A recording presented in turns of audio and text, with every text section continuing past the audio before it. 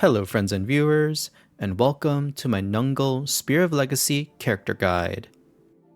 If you are just here for a quick reference, I've created a pocket guide for the beginning of the video. Nungal's trait is Swear on Spear. With this trait, her physical damage dealt is treated as magical damage, and her crit increases by 30% and her movement increases by 1 tile. At the start of Nungal's turn, she inflicts a magical defense level 3 debuff on the closest enemy within 6 tiles of her for 2 turns and generates 1 phantom spear on an empty tile around them.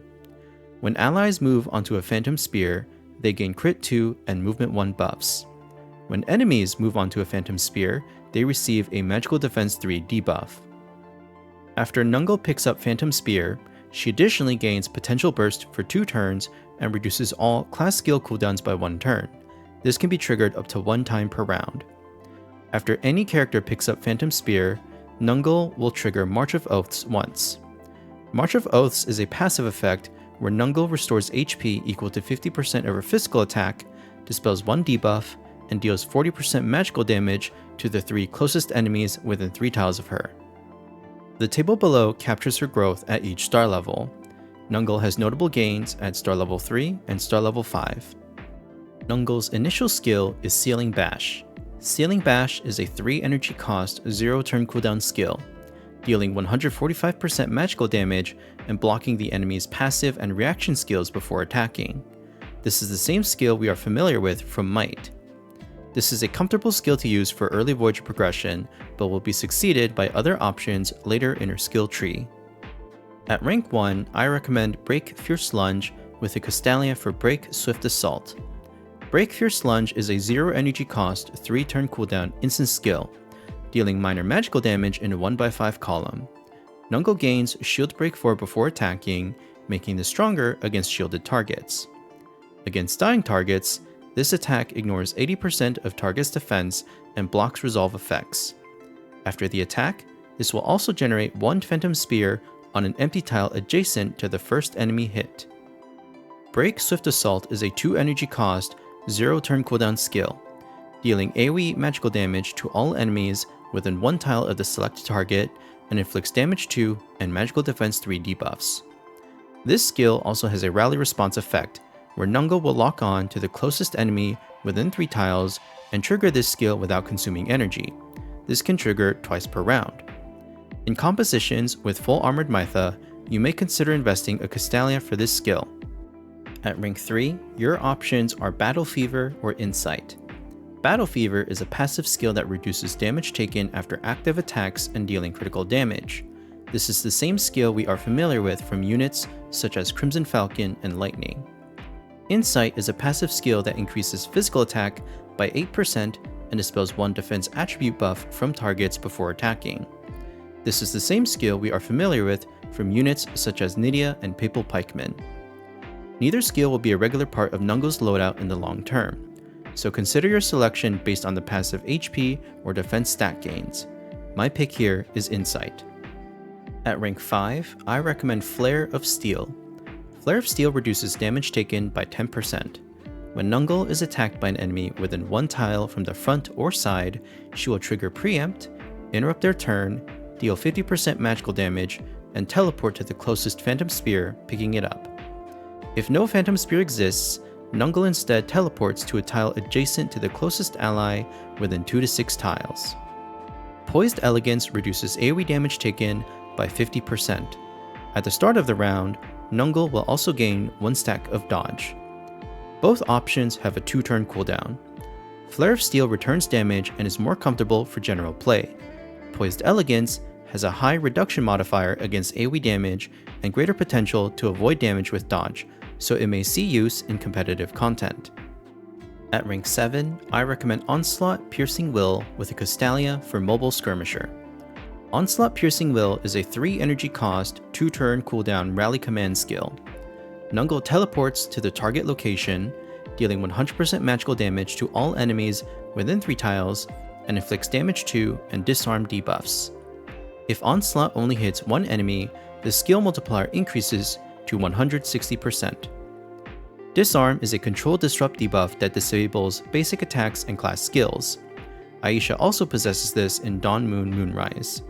When Nungal teleports, she absorbs 1 Phantom Spear within 3 tiles outside the target point, triggering its pickup effect.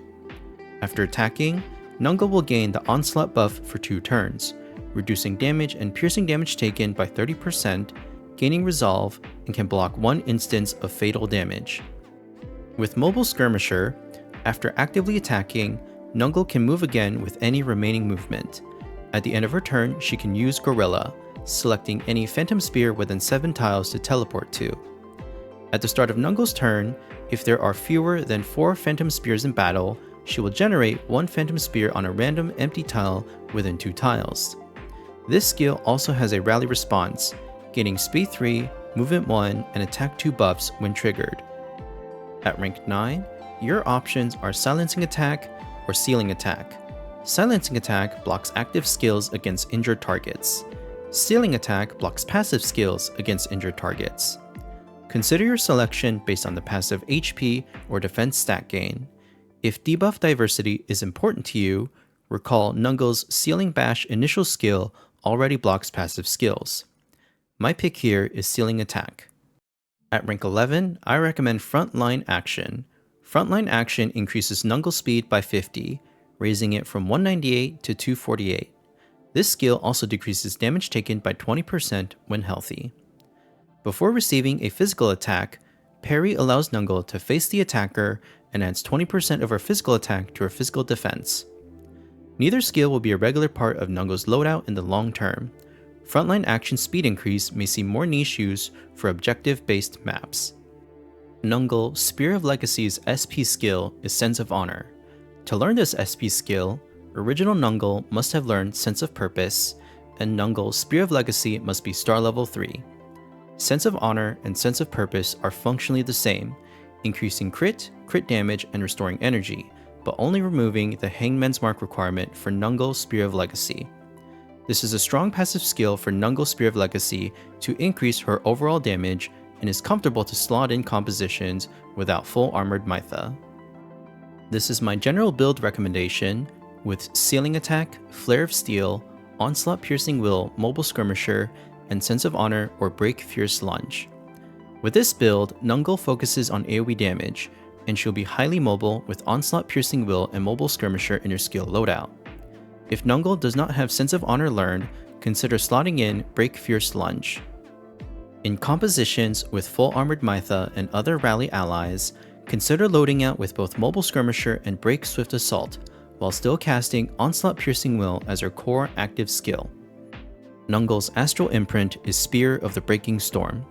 This weapon increases crit and attack by 10%. If the total distance between movement, charge, and teleport effects is no less than 5 tiles before attacking, the wielder's magical damage increases by 25% until the start of the next turn. This complements Nungal's gameplay flow, as she is highly mobile and should have no issues regularly triggering the magical damage increase. While the crit and attack increases are welcome, this is not a transferable weapon to other spear users, as Nungal is currently the only spear-wielding magical damage dealer. Other than Spear of the Breaking Storm, Army Breaking Spear is an equally viable option, granting the same attack and crit bonuses, but also increases crit damage and resets a skill's cooldown. If neither Astral Imprint options are accessible to you, then consider Double-Sided Halberd. For trinket recommendations, with Nungal regularly picking up Phantom Spears, Crimson Quill offers the best attribute gains out of all the trinket options. Bloodluxite Amulet is a considerable option to increase Nungal's overall magical damage. As always, Shield of Justice, Origin Hourglass, and Deceptive Shadow offer reliable attribute increases if you have these trinkets to spare. For terror recommendations, both Dream of the Magician and Verdict of Justice are fine options to increase Nungal's damage output, using Magician to increase her AoE damage or Verdict of Justice for more consistent crits. On any maps with high target count, ranging from allies, enemies, summons, and NPCs, it is always reasonable to consider Temptation of the Devil. You can also consider Destruction of the Tower to increase her off-turn damage with a Rally Response team and Phantom Spear pickups. For Engravings, Sword and Wand remains a reliable option for the attack and defense increase after moving. prioritize physical attack and HP as your two main stats. That concludes this character guide. If you have any feedback to share, please leave a comment below. I'm always open to listening and learning, and I don't mind being wrong. I'm another player improving and exploring more of Sword of Convallaria just like you. Remember, if you come across information that conflicts with other guides or content creators, it simply means there are multiple ways to build a character and still achieve success. I also want to credit the Sociage and Billy Game fan sites for their data mining, skill descriptions, and art assets. If you enjoyed this guide, please consider liking this video and subscribing to the channel. Thank you so much for your time, and I hope to see you in the next one.